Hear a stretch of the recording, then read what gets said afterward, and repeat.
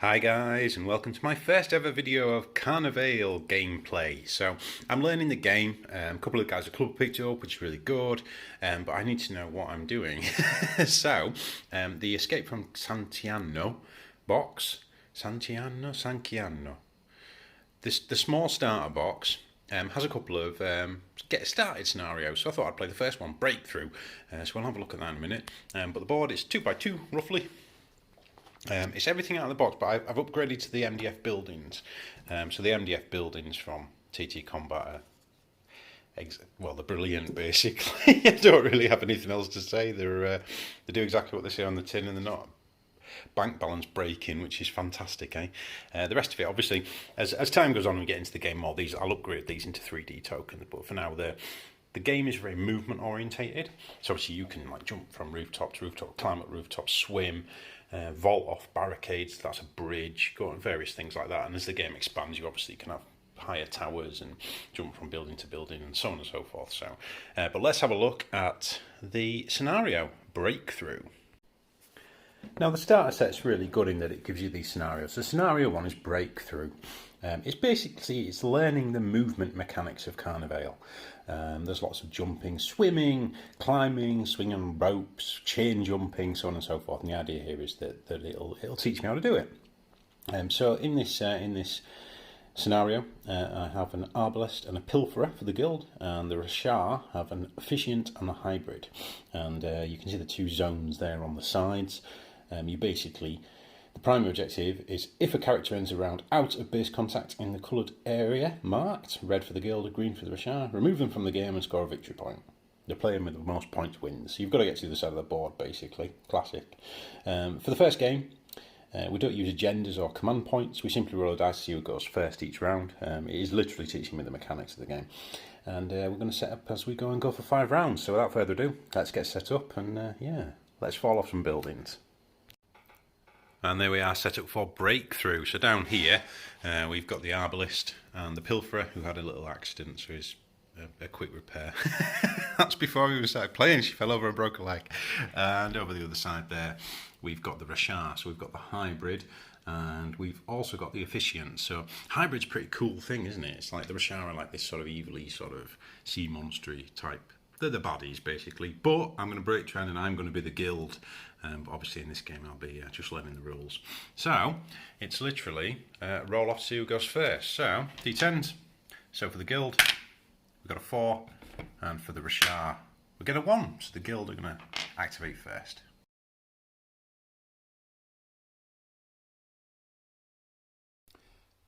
Okay, so I'm going to start with the arbalest. And he has 2 action points, so he can do 2 things in a turn. And he basically he's got a big badass crossbow, so I figure he wants to be on top of a building, I think. So he moves 4. Now, one action is to move. And in Carnevale, I can move to the building, and I can then start climbing it. And he can move a total of 4, so it's 2 to the building and start climbing. He can use a second action to continue climbing. So first of all, we need to roll his check to see if he moves and he gets to move further and so on and so forth. So we have a dexterity value of 4, which is 4d10s. One of them's white, it becomes the wild die basically, and this is how you get like critical successes. And we're looking for 7 pluses, so fingers crossed. Oh, okay. Well, we've got 1, haven't we? So I can move 2 to the building, and he's now 2 inches up. So it's a 5-inch building. I need another 3-inch movement to get to the top. Second movement roll. And he succeeded once. High die rolling again. So that gives him, he was 3 inches, so he's got a 4-inch movement, so he's going to go to the top like that. So that is his movement over. It's over to the Rashar. Now I'm going to start with my efficient, and she's going to attempt to jump onto this box, and then she gets a free chain jump off it, which is hopefully will put her onto the bridge. Dex of 4 again. Oh, that's a bit better, isn't it? Okay, so it's definitely a success. So she gets a 2-inch jump plus 1 inch for every success. So 2, 3, 4, so you can jump 5 inches. Which is actually enough to put her on the lip of the bridge. And at that point I get a chain jump. Now this is a free, it's like a parkour jump if you like. So she gets to jump again. So I'm going to jump again just towards the bridge. Dex roll. Oh dear. Yeah, so that's a fail. She only moves 2, so we'll just pop her into the middle of the bridge. There we go. For a second activation, I think I'm just going to move down the lip of the bridge. So 4 inches, puts her to there. Ready to spring next time, eh? Okay, our pilferer is going to move 5 forward. And she has a dexterity of 6, so let's see if we can get some more distance out of it. So let's have a look. We're looking for 7s up. So it's a success again. She gets to make use of her full movement, putting her there. Now, for a second activation, I'm not liking the look of that officiant. She's only a kid at the end of the day. So I think she's now going to try and jump onto that sort of pile of boxes and see how far we can go. Dex 6 again. Oh, she's got loads. 1, 2, 3, 4 successes. So we're actually getting a 6-inch jump there. She's more than enough to put her onto this pile of boxes, and I'm going to chain jump off that and try and clear the canal. Ooh, 3 successes. So 5 inches of movement off a chain jump. Let's check if she's having an early bath. It's more than enough to clear it. So I'm going to put her there. The thought there is I can then jump onto that chain jump and then move, and hopefully she can escape. Okay, our hybrid is going to try and jump onto this flotsam and then chain jump off it onto the side and try and deal with this little child. Dex of 4. And, ooh. 3 inches of jump. It's actually enough, isn't it? She's right in the middle, and I'm going to chain jump off it. Dex of 4. And we've got 1 success, so we've got another 3 inches of jump. Which way do we want to go? Ooh, not going to make it, is it? So actually, she's going to jump to there. Let's put her onto there. That's only 1 activation though, because the chain jump's obviously free. And now let's see what we can do. Now I think it'd be pretty cool to try and jump onto this box and then jump into her. Yeah, let's see if we can do it. How far do we need? Let's have a look. Oh, it's only a 3 again. It's only a 3. Ooh, fingers crossed even I can roll that. Let's go. Dex of 4. Oh, it's an absolutely smashing roll. She's got 3 there. So the fate die, this wild dice, it only happens if you get a 10 or a 1. So it can fumble or be a critical success. But with that, I've got 3 successes. So I've actually got 5 inches of jump there. Which is going to put her on to there. And now I'm going to try and chain jump into the pilferer. It's 1 success. It's enough. That's 3. So we're going to jump like that. So we now get to make an attack roll using the hybrid's attack stat, which is 3 dice, against, I believe, the defence. So let's roll some dice to see what happens. Okay, so our hybrid is rolling 3 dice, and what I require on these dice is the dexterity of the target. So it's how hard they are to hit, basically. So we know that the pilferer's dex 6, so I'm looking for 6s. It's nothing, it's a complete and utter fail. So, no effect whatsoever, they just keep fighting, but the pilferer can move away and so on and so forth. Okay, and round 1. So it's, yeah, interesting, isn't it? It's a bit of a movement-orientated game, which is pretty cool. It's what sort of drew me to it. But we need to roll. She was going to go first. So, guild of 3, the Rashar, have a big 10. So it's Rashar to activate first in round 2.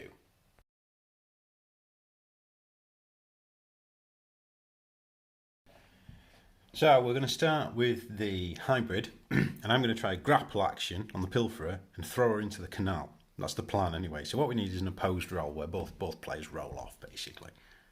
So it's an opposed attack roll, so we'll just roll off our attacks. We need 7 pluses, and then it's the difference, basically. So the hybrid gets 1. It's not a fumble. That would normally be a fumble if there wasn't another ace, but we have got 1. So it's 1 against attack value 2 for the child. And it's a 1 again, so it's a draw. So in that case, there's 0 basically. So there is no effect to keep fighting. So what I'm going to do, I'm going to continue and try that again, try and throw her in the river again. So, our hybrid, That's a bit better, isn't it? So 2 successes this time. And our pilferer also gets 2 successes. So this pilferer is definitely not going for a bath. She knows it's not bath time. I'm not going in that canal. Can't blame her. So that is the hybrid done. Over to the guild. Now, being the hero that he is, this chap is going to attempt to totally ignore what's happening to this child down here and try and move over to the side here and shoot that thing with a crossbow. So he's going to he's going to move just to the edge. Dex of 4. He's got 1 success. It's all that he needed just to be able to make his move. And she's going to put him there. Ha ha ha ha. For his second action, he's going to shoot that. Is it an officio? Officiant. Well, she's not going to be officiant. She's going to get shot with a crossbow. So our crossbow has a 30-inch range. You can fire it twice before he needs to reload it. So yeah, in this game, it's not really going to matter, is it? It's all about dexterity, basically. So we have 4 dice for the arbalist, and he's hitting on the officiant's dexterity value, which is a 4. So we're looking for 4s. Oh, so it's 2 hits. And for every ace rolled, which is what we call a success in this game, the target takes a point of damage. So that's 2 points of damage due to the efficient. She starts with 12 life. And she's now on 10. But she's not going to take that lion down. So I think what we're going to try and do we just go past or do we try and get him? She's got 2 action points. Yeah, we're gonna move and try and climb up the building. So she has a dexterity 4, but what I'm going to do, there is also a mechanic where characters have what's called will points, and they all vary depending on who you are, and they're like a limited pool of dice you can add to a roll. So she's got 3. I'm going to throw a will point in there and gain an additional dice. It leaves her on 2 will, but I'm kind of hoping to get to the top of this building. So we're looking for 7s. 2 successes, which moves her 2 to the base of the building and 2 up, so she needs to continue to move to make the other 3 inches of movement. Saving the will this time. There we go, so we've got another success, so she's now at the top. Shoot at me with a crossbow, dear. There we go. So she's moving into base contact, grants her an attack of opportunity. Now, because she's really nice and friendly, and Dagon is the way, I'm actually going to try and grapple as an attack of opportunity and throw this bloke off this building. Now, she's got an attack of 3. I'm going to throw another will point into this for this opposed roll, leaving her on 1 will point. And she has a rule called Expert Offence 1, which means she gets to reroll one of these dice. You can never reroll a white dice, though. So let's go first of all. We're looking for 7s. Oh, it's awful. It's 1. Reroll. No. So 1 success. Opposed roll for the arbalist. He gets 1 success as well, so they just continue to sort of have a dance on top of the building. Now our brave pilferer is going to attempt to disengage from this fight, because I don't like, yeah, she's not a fighter. She's a thiever, not a fighter. And she's going to attempt to jump onto this and then chain jump off it. And to do that, she has to do what's called a disengage check, which is an opposed dexterity roll against the hybrid. Now our pilferer is obviously dex 6 and gets 1. Wow. Okay, brilliant. So that's one for the pilferer, and let's have a look at the hybrid's dexterity 4 and gets 2. In fact, that was 3, so that's an almighty fail. So the enemy character makes an attack of opportunity against a disengaging character. This cannot be a grapple. Character then moves away as normal. So basically, it just means that she's still going to move away, but the hybrid gets to hit her first. So the hybrid's got 3 dice, looking for 6s, and she gets 1. So 1 point of damage on the child. That'll teach her, won't it? Taking her down to 8 life. However, the pilferer still gets to make her action to get away from there. Get away quick. So there we go. So I think we moved that one, didn't we? So we've got 1 success, which is plenty for us to jump onto this barrel and such, and she's going to chain jump off it just in that direction.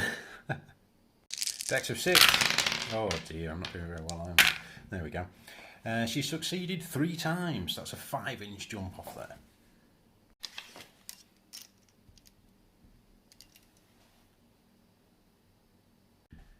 For a second activation, this kid's doing one. Second activation, we're going to jump onto this and then try and chain jump. So freedom. Dex of 6. Succeeded 3 times, so 5 inches of jump. It's more than enough to put her there. And we get a chain jump off it. So 1, 2, so she can move another 5. And she's going to go straight over to there. And at that point, she looks over her shoulder to this chap here and just says, "See you later, mate, I'm off." And she's escaped. So that's 1 victory point for the guild. The pilferer has escaped. And we're into round 3. Now, this guy could be in a pretty bad way here. I don't know if escaping that quick's a good idea. But it's time to roll off. So, guild gets a 7. And the Rashar also gets a 7. Reroll. Guild, 9. Rashar, 5. So it's guild to go first in turn 3.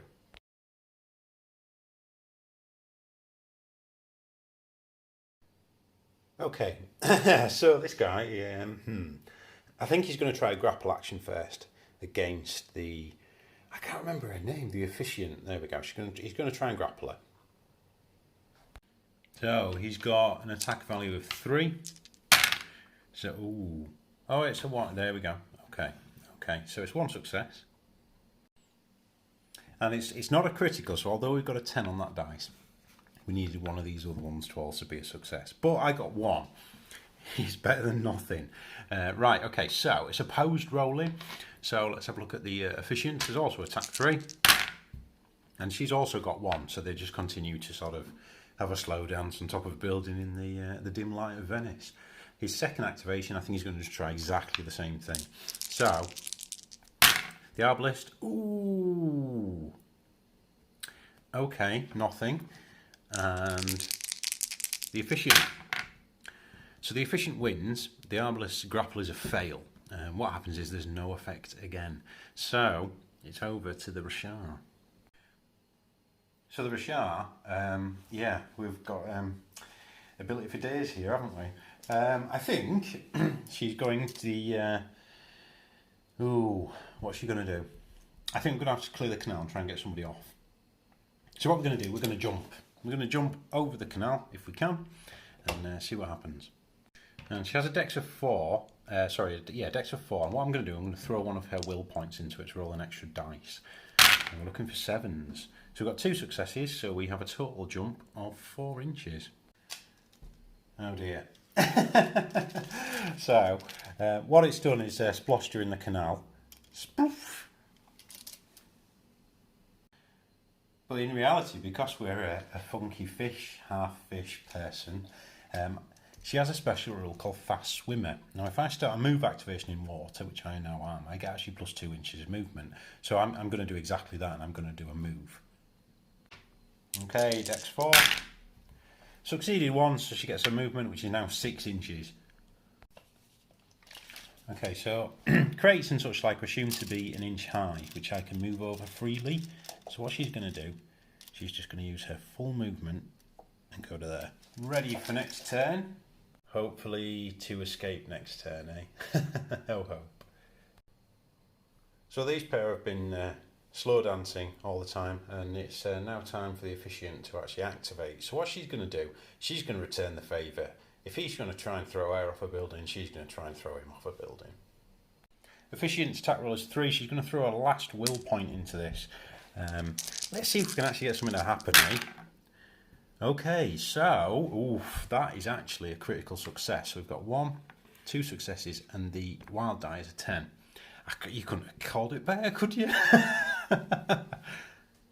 And it's an opposed dice roll, so the Arbalist gets to attack back and gets 1 success. So the basic there is, so it's 3 successes for the efficient, which becomes a difference of 2, and it's a critical. So it's a critical success on the grapple.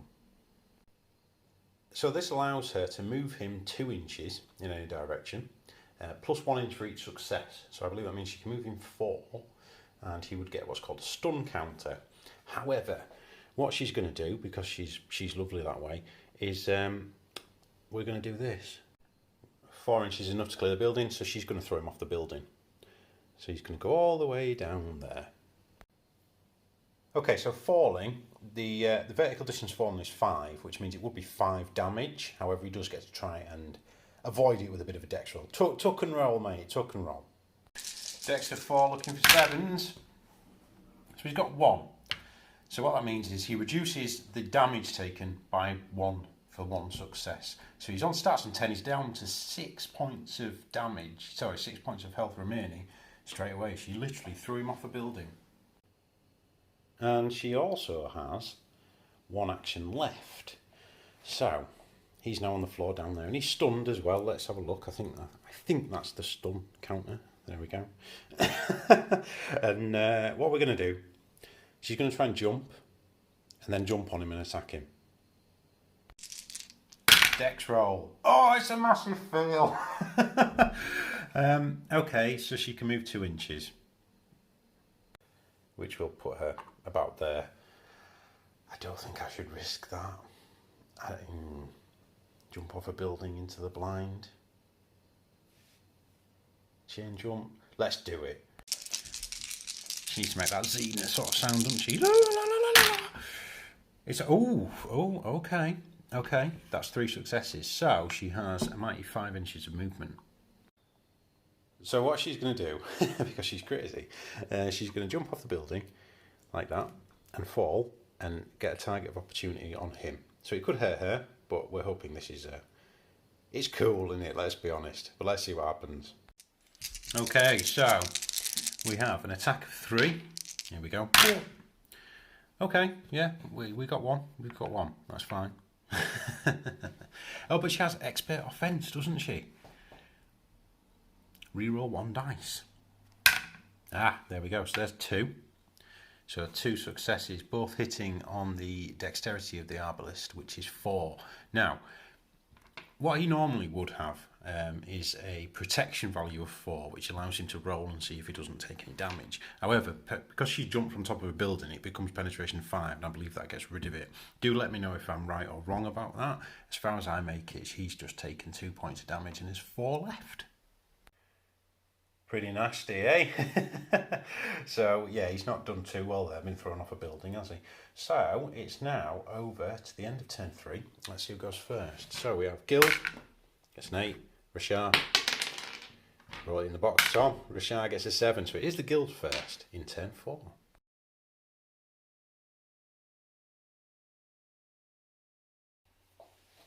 Okay, so our poor arbalist here is thinking, what's going on? This token here, I've just been looking through the small rule book and I can't see any reference to it, so I'm just going to remove it. Let me know. I imagine it'll be something like you get 1 less activation or something like that. But for now, because it's obviously just to sort of get the flavour of the game, we're not going to let it confuse us. But it's his activation, so what's he going to do? I think he's going to try and disengage and do a runner. He's in a bit of a ropey position here, isn't he? He's going to grapple with her first.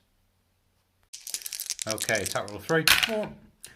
And he's got 1, okay. And it's against an opposed roll. So attack of 3 from the efficient.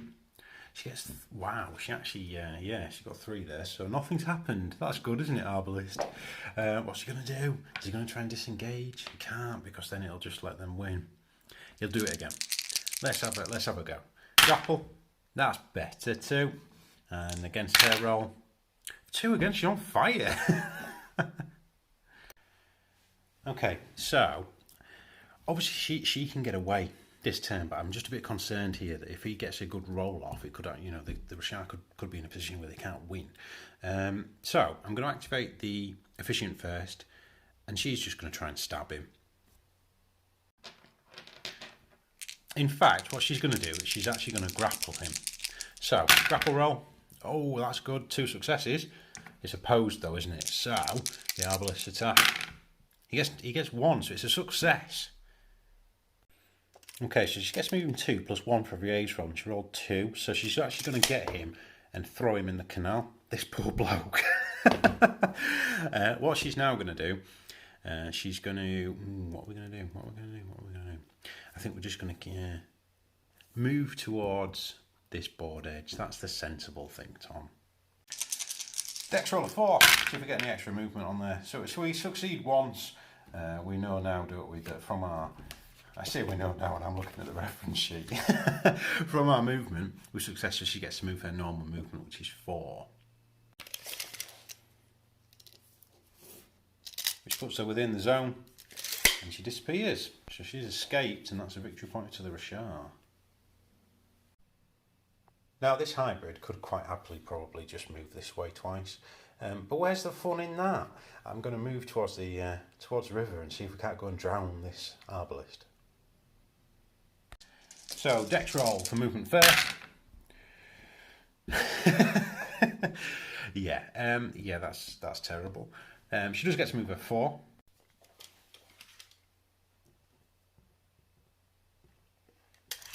Which puts her there. We'll try it again, eh? So, dex roll 4. I just want to succeed once because it's cool, but you know. Yeah, oh wow, yeah, there you go. That's a critical success. Okay. So, critical, so I get to add 2 inches to the movement. So she can move 6, which is quite interesting because it allows her to move like that. Now, for an attack of opportunity, we're going to try and drown him in the canal. Okay, so the drown action is an opposed attack roll. So our hybrid has 3 dice, and she's got 3 points of will, so she's actually going to put 2 points of will into this roll. Yeah. So, come on, 7s. It's okay. I've got 2. It's not amazing. It's not awful. So, our arbalist.